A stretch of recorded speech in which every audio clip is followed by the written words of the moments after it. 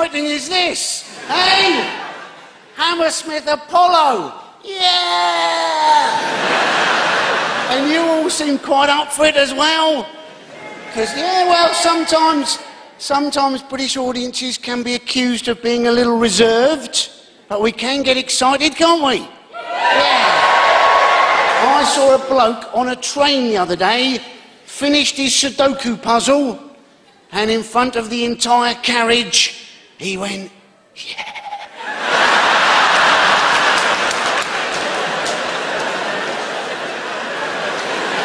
Being able to put the numbers 1 to 9 in the right order. Who's the daddy?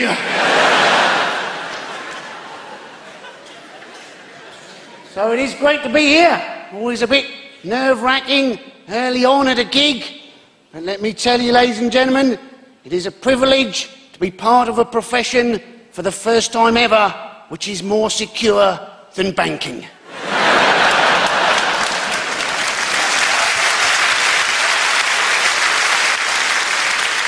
But people are saying, aren't they, oh, well, you know, if the bankers are suffering, we're all suffering. Yes, but as long as the bankers are suffering, we can take a little bit of pain. But I do sense there is a new mood in the world at the moment. Hey, you know, just imagine us here tonight at the Apollo. Yeah, we could be the start of a revolution, ladies and gentlemen. I sense a certain apathy in the room. Hey, maybe tonight we celebrate the eve of the revolution. That was it. Always going to be more likely the revolution needs alcohol, ladies and gentlemen. But there is change afoot. Barack Obama is on his way. They're saying he'll become the first black president of the United States of America. Now, not to most Americans, will he? To most Americans, he'll become the fourth black president of the United States of America after Wayne and David Palmer in the TV series 24 and Morgan Freeman in Deep Impact. If Barack Obama hadn't made it, I think Morgan Freeman should have stood for president. He'd have had a pretty good chance, wouldn't he? Because most Americans would have been going, well, he did quite a good job first time round. And he can always double up as God. John McCain, he was always going to struggle, wasn't he? This was the man who came second for the Republican nomination to George W. Bush in the year 2000. What the hell have the Republicans been playing at? The best person they could find was somebody who wasn't quite as good as George W. Bush 8 years ago.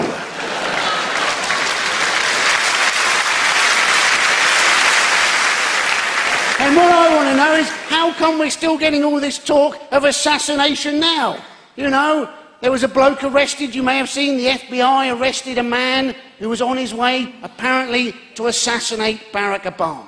Now, this man was supposedly a white supremacist. Now, can these people not have a look at themselves, right?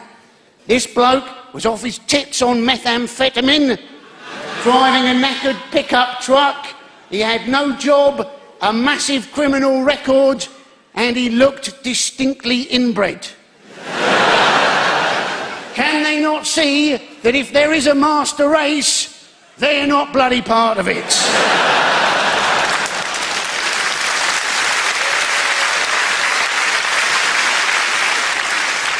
And how come we're having all this assassination talk now? What I want to know, where were these assassins over the last 8 years when we bloody needed them?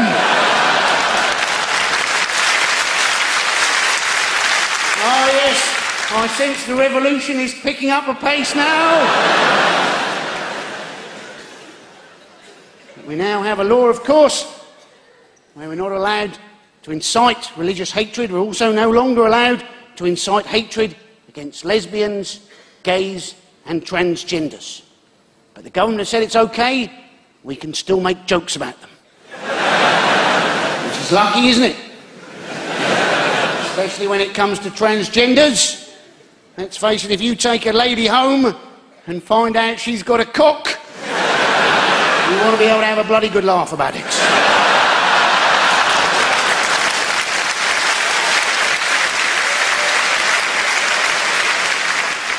Ringing a few bells with some of you there, I think. The credit crunch started in America. The problem was, wasn't it? Various American lenders were lending to people with a poor credit rating. And they were then disappointed to find out that those people were poor at paying back some of the credit they'd been lent, although there was a clue in the fact that they were people with a poor credit rating. That would be like lending a tenner to an alcoholic and then complaining half an hour later when you catch them shouting at pigeons.